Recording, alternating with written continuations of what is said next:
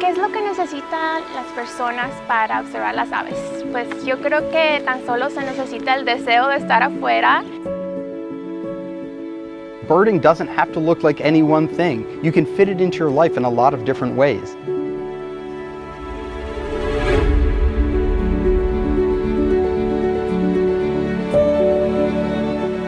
You don't need binoculars, you don't need a field guide, you don't need shoes, you just need to want to be involved.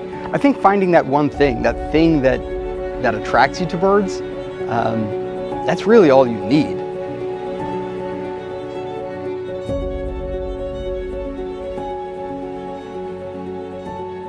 So Tucson Audubon is a wide collection of activities. Audubon chapters throughout the country have their own focus areas. We're all centered around birds, Tucson Audubon included, but we're a whole lot more than that. We provide educational programming. We do a lot of work in the conservation and habitat restoration spheres.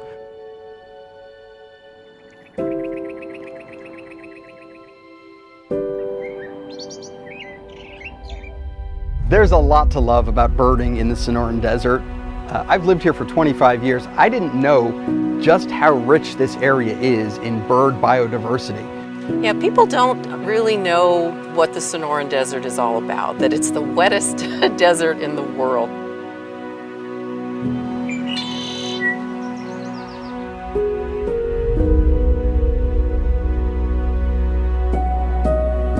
The Sonoran Desert and the Sky Island area here in southeast Arizona is just teeming with life.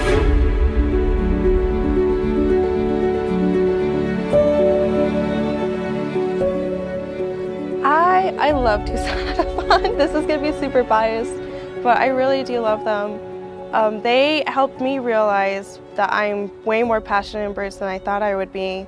Tucson Audubon Society has not only impacted my life by opening my mind up to the opportunity to access these spaces and what it means to truly feel a community and a sense of welcoming and appreciation for nature around you without expectations.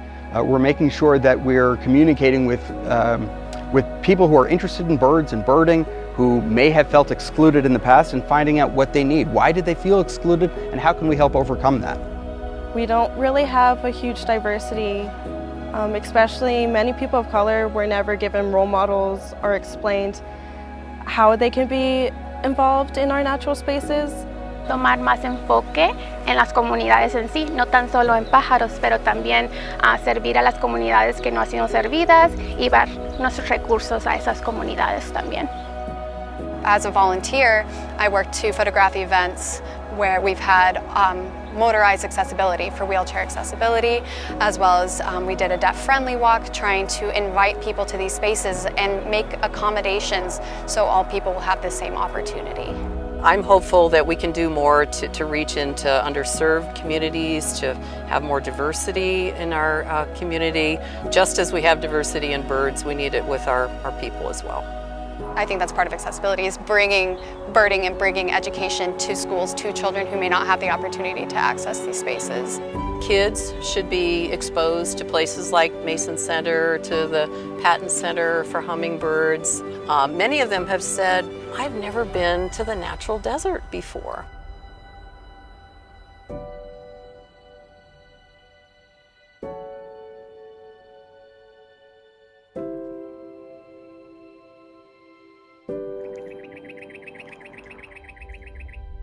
To come out into nature and see all the marvel that is here, it really increases a child's sense of wonder. Kids are just naturally curious. They have so many questions. Much of the time, I don't have the answers to that, but it's really refreshing to be back in a state of wondering, yeah, why does that bird nest in a tree? Or where is that bird going? The more we give kids the opportunities to be exposed to this kind of thing, the better it will serve us all. I just want folks to know there's space for you, and we definitely need you in this field because your perspective is the most valuable.